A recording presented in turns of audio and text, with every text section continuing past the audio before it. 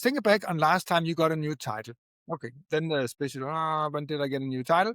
And then I say, all right, what was different in your job the day before and the day after? Nothing. There you see, they just got a new title, but nothing changed in their job. So this thing about giving people the joy of getting a new job, you see, you try to give people joy by giving them a new title, but a new title is not a new job.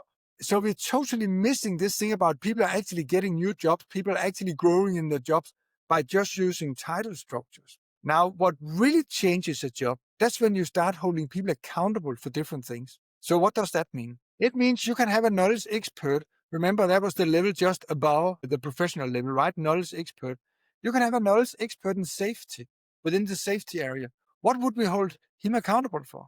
Well, I think we will hold him accountable for actually creating some safety training that can be pushed out in the entire organization, and preferably we have some kind of a certification process so we can see if people pass a test. All right, that's a clear business objective for a knowledge expert.